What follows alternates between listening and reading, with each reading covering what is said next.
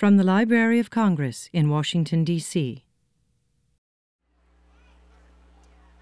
Born and raised in New York City, Nikki Grimes began writing poetry when she was just 6 years old, and she's been writing and creating ever since. Now a best-selling author, she's won numerous awards for her books for children and young adults, including the Coretta Scott King Author Award and the Coretta Scott King Illustrator Award. She's also traveled the world to bring her love of poetry to people in Russia, China, Sweden, Tanzania, and Haiti. And her artistic expression extends beyond writing to include singing, photography, and jewelry. In 2006, the National Council of Teachers of English recognized her with their award for excellence in poetry for children. Please join me in welcoming Nikki Grimes.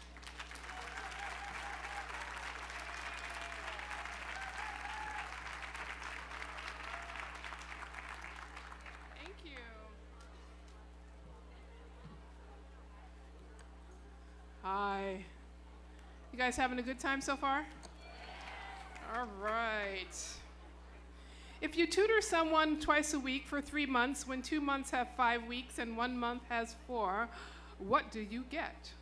Sparkling blackboards 9 Mondays in a row, a straightened desk no less than 16 times, 2 kisses, 1 per cheek, and 1 big fat thanks, signed David, who only hates math half as much as he used to.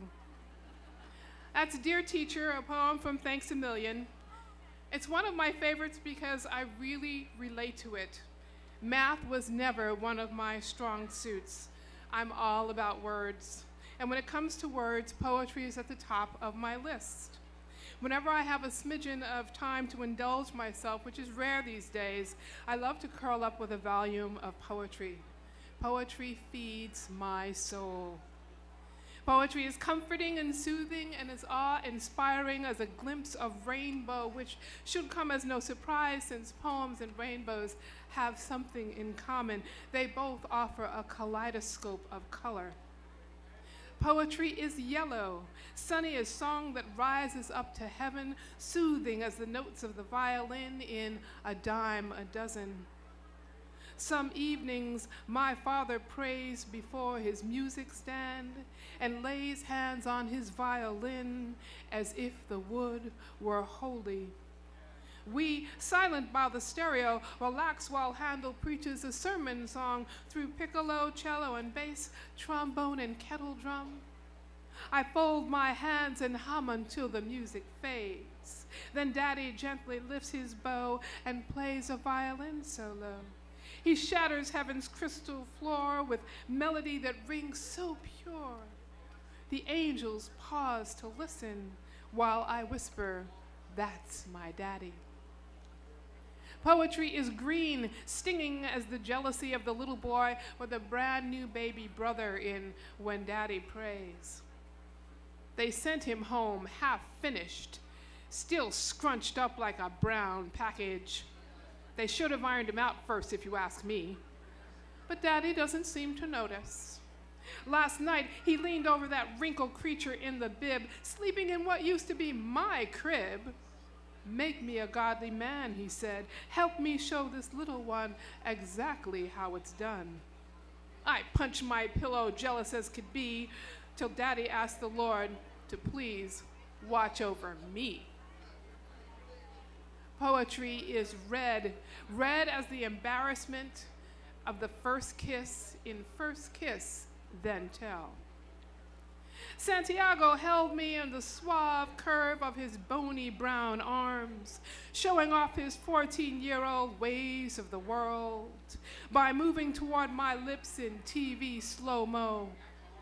I squeezed my eyes tight and leaned forward, feigning experience, not knowing my pursed lips gave me away. His hot tongue startled me, torching its way in where it wasn't needed. Didn't I already have a tongue of my own? All that weird rolling around the dark cavern of my mouth and intimacy routinely reserved for my toothbrush made me ready to gasp or gag, I couldn't tell which.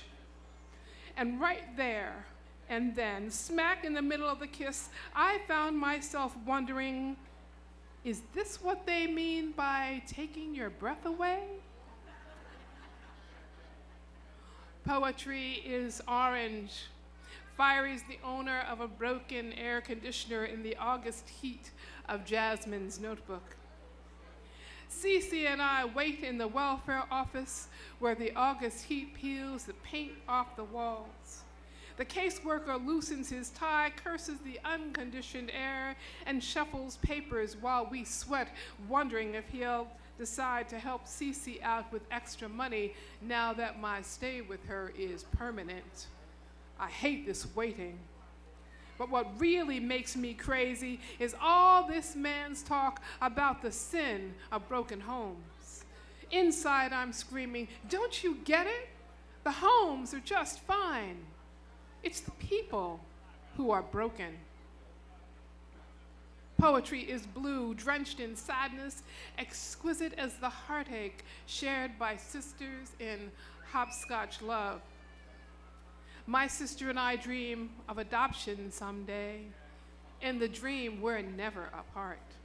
Then this nice lady comes to the group home with a girl-shaped hole in her heart. The nice lady seemed to like Carrie and me, but she only had spare room for one. Her home was fairly small, she said, and she already had a son. My age was closest to her boys, so she asked if I wanted to go. I squeezed my sister's trembling hand and whispered, thanks, but no. Poetry is purple, rich as love, deep as the joy felt in its raining laughter. I'm Jelani, Patrice, Tiana, Charnel. My mama gave me names that sing so anyone could tell that even my newborn baby cries were music to her ears. I am melody. I've a symphony in me bound by my fingers.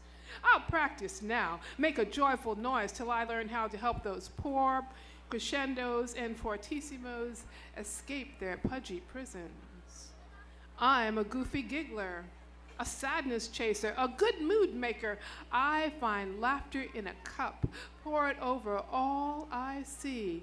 And when I smile, Grandma calls me the spitting image of God's joy.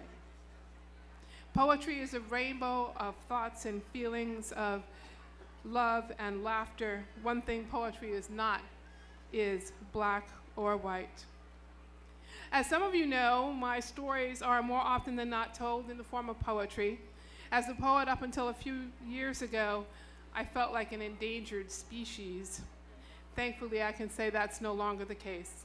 Today's marketplace is rich in poetry, and I do my best to keep adding to the selection. My most recent story in poetry is Voices of Christmas, illustrated by Erik Velazquez, and due out in October. Apart from poetry, I think one of the singular elements of my work is the element of voice. I love trying out different voices, doing multiple voices, contrasting voices from ancient times with those of the 21st century. Ultimately, I believe that we humans are more alike than we are different, and no separation of time or space can change that. Exploring the Christmas story through the voices of those who participated thousands of years ago offered an ample opportunity to explore that once again. Mary and Joseph are present, of course, but so are Gabriel, Elizabeth, the shepherd, the innkeeper, and all the rest. Here are a few of those voices. Gabriel, hush, the hour is late. Nazareth lies sleeping, and I wait for my Lord's signal to once again go to earth below. When last I went, my words were for Zechariah. Now I pace the halls of heaven, memorizing a message for Mary. Every archangel I see envies me. I must get the message right. The light of the world is on his way. What will Mary say when I tell her? I wonder what he'll look like, God wrapped in baby skin, stepping from eternity into time. How will he hide his glory? How will he hold it all in? Ah, there the bells chime and I must go. And so I spread my wings and spring from heaven's balcony. Neighbor, I saw her, belly ripe to the touch, her baby ready to drop at any time. And yes, I watched Joseph cinching wineskins to his donkey's saddle, wondered why he was dragging that poor girl to Bethlehem. Someone from the family had to go, of course. The emperor made it plain. All must register for the census. But surely Joseph could have registered for them both. Still, gossips say Mary would not stay behind. God keep them both. The journey ahead is a maze of rough road and danger in the dark. I fear their future is marked with danger. The innkeeper, see here. My inn is splitting its sides with travelers, the spare rooms swallowed up by Roman soldiers, merchants, and who knows who. Don't blame me. The young girl with belly round as a drum was not the only one forced to come to Bethlehem.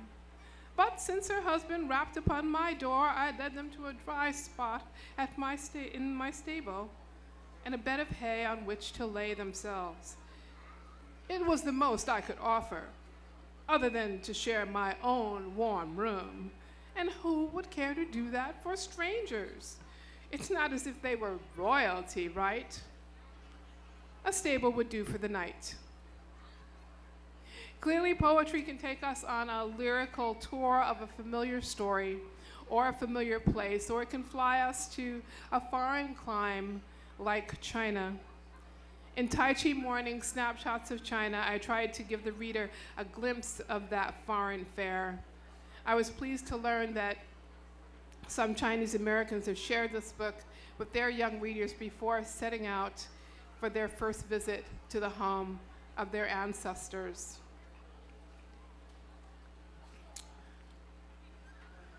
Forbidden City. The Forbidden City, where royalty was once hidden from view, is a place to tiptoe. I follow the buzz of bodies swarming over acres of paved walkway and greet a bronze lion guarding the ancient temple. I pat his burnished head, close my eyes, and hear the footfalls of the last emperor echoing through the courtyard. His ghostly shape waltzes in front of me. He lifts a wavy finger to his royal lips and whispers, "Shh." Sometimes the country poetry takes us to is a new or seldom visited region of the heart. Can little cat feet take us there? They can if the cat's name is Gorilla. A fierce meow, a tiger's claws. Gorilla ain't no Santa Claus. She hisses when a stranger's near. She chases dogs. She has no fear. She has no tail. She's rain cloud gray. I love that cool cat more each day. Now let's get one thing clear. Gorilla is more than just a cat. She's a friend, a guard cat, and the best nurse anyone could ever hope for.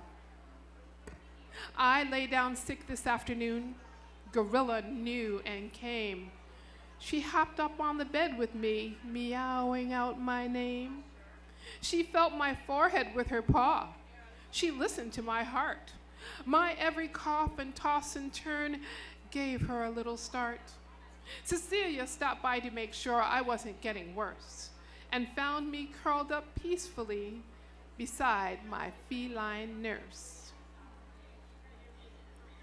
Whenever I visit schools, I'm always hit with a barrage of questions about my favorites.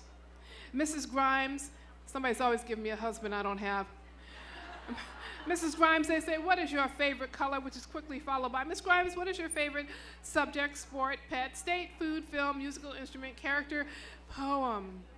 Then, of course, there's always my own personal favorites question. Miss Grimes, of all your books, which one is your favorite? To which I respond, my books are like my children. If I chose one, all the others would be jealous. But if they press me, I tell them that I'm most excited about my newest books, whether they're in poetry or not, because those books get to be my favorites until the next ones come around. And among those favorites today are The Road to Paris, a novel about a young girl caught up in the foster care system. This is a subject close to my heart. Every summer, my church is involved in a ministry called Royal Family Kids Camp. This is a camp for foster kids who rarely have an opportunity to just be kids and have fun and be surrounded by people who clearly love and accept them for who they are. It's especially wonderful, though, for those children who have siblings, because for 7 precious days, they get to be with their brothers or sisters. And you can't imagine how glorious that is unless you've ever been forcefully separated from your sibling. I know what that feels like. The foster care system separated my sister and I, and 50 years later, we're still trying to make up for lost time. In one of my favorite passages from The Road to Paris, the main character, Paris Richmond, has just been separated from her only sibling, Malcolm, and she's being sent away without him. The next morning, Paris was on a platform at Penn Station waiting for the train that would take her to her new foster home. Paris's heart beat so loudly, the noise filled her ears. For the first time, Malcolm's hand was not at her elbow to steady her. His arm was not across her shoulders to calm her. His smile was not there to tell her everything would be all right. The caseworker tried to hold her hand, but Paris snatched it back. She needed her hand to wipe away her tears. She'd never felt so alone in all her life. Sometimes I wish I was like my name, thought Paris, somewhere far away out of reach, somewhere safe down south or on the other side of the ocean. Instead, she was neither Paris nor Richmond. She felt like a nobody caught in the dark spaces in between, a nobody on her way to nowhere. The train rolled into the station, and she took one last look around before boarding, hoping to see her brother running to catch up. "Malcolm," Paris asked the wind, "where are you?"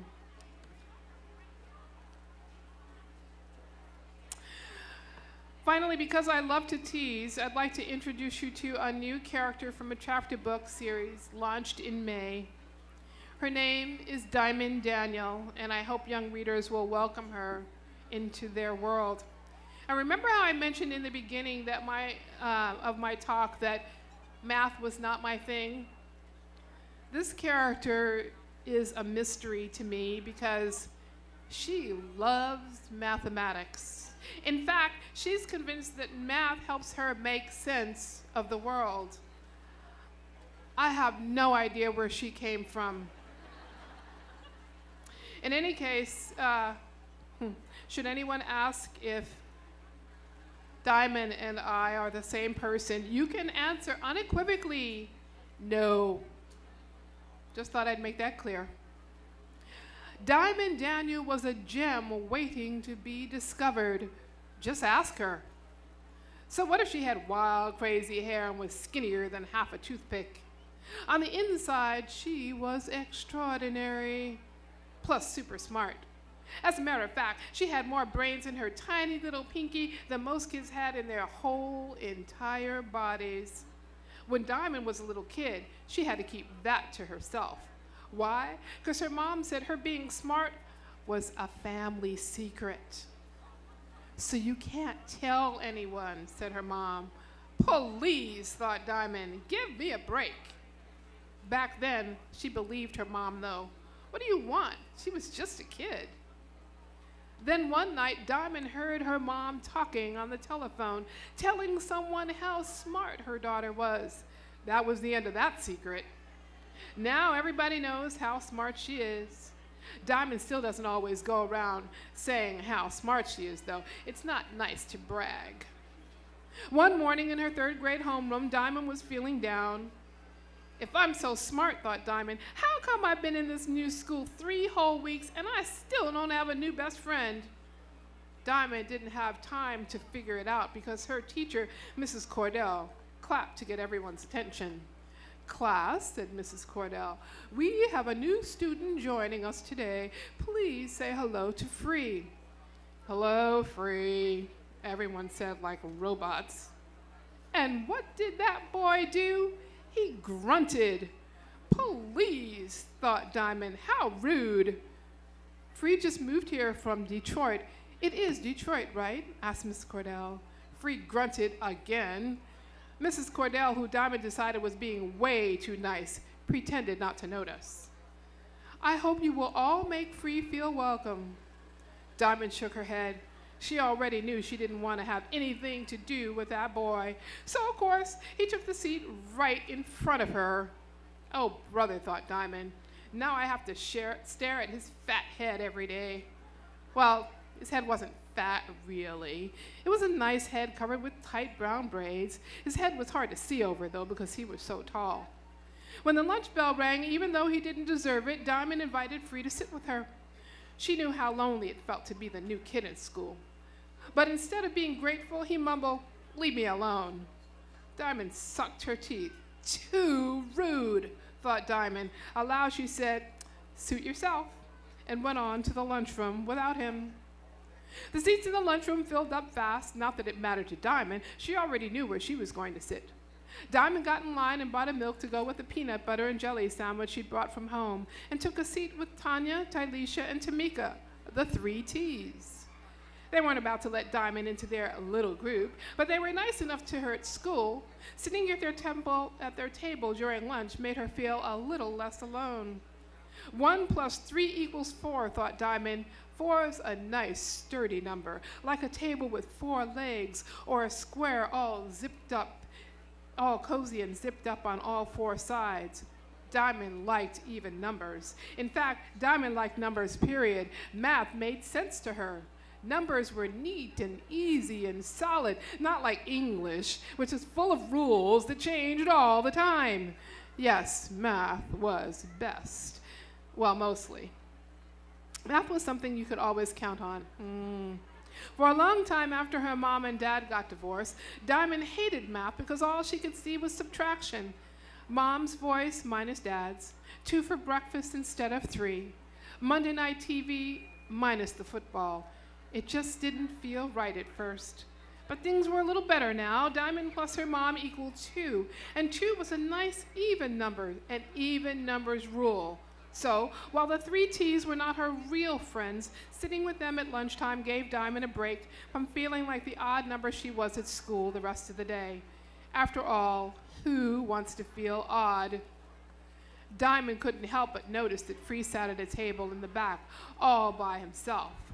Talk about odd, thought Diamond. She just shook her head. Boys. So there you have it. The first chapter of Make Way for Dyamonde Daniel.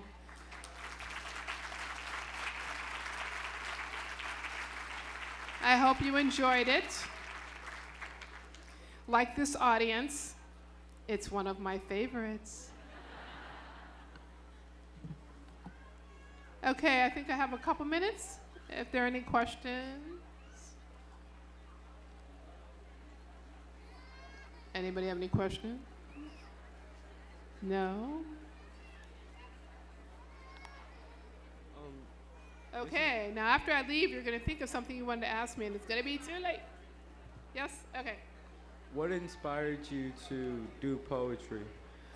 What inspired me to do poetry? I just loved words. I loved word games. I loved the idea that one word could mean many different things.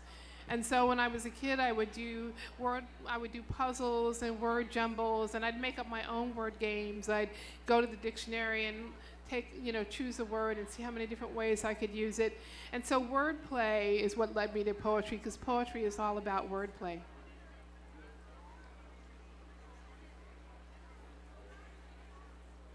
Anyone else? Okay.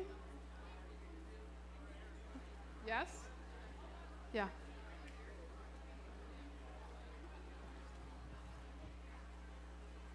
Okay. What kind of stories did you make?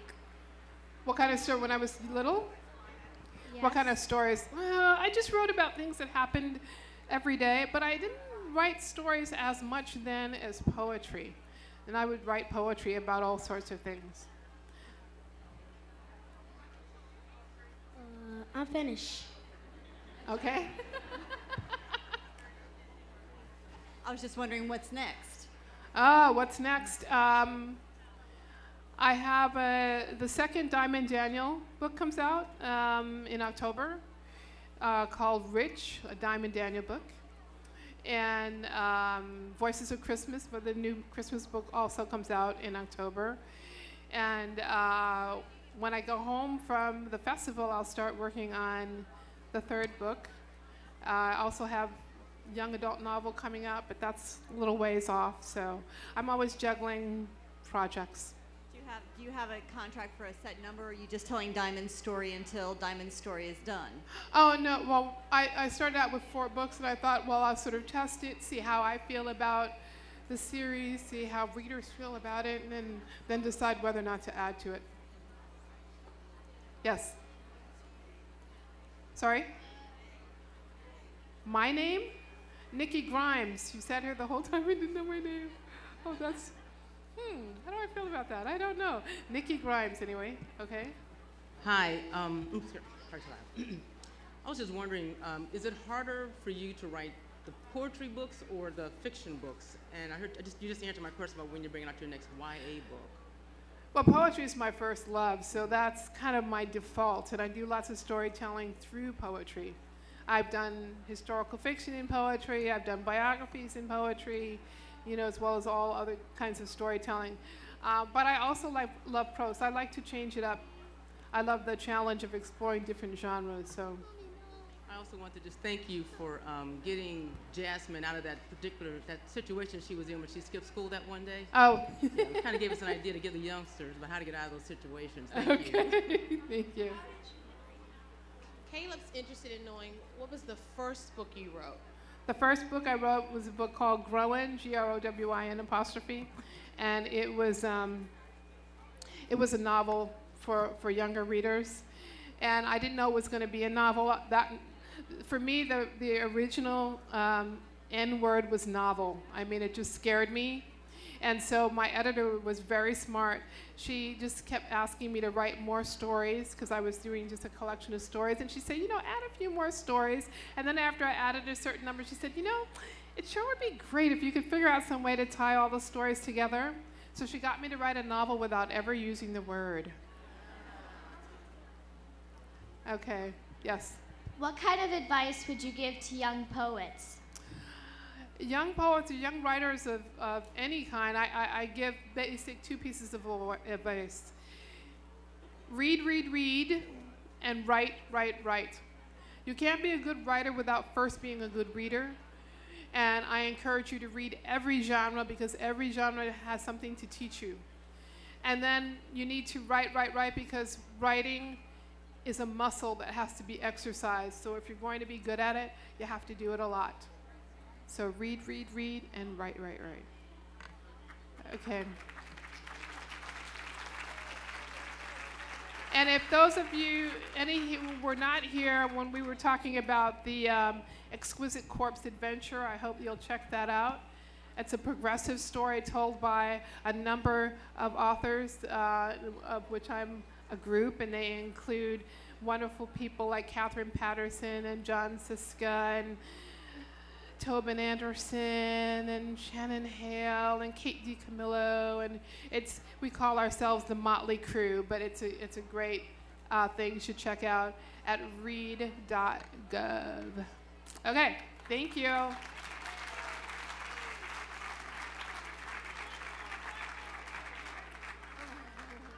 Oh, there's one more question. Are you going to make a sequel to Road to Paris? Sorry? Are you going to make a sequel to Road to Paris? The Road to Paris? Yes. Okay, thank you. This has been a presentation of the Library of Congress. Visit us at loc.gov.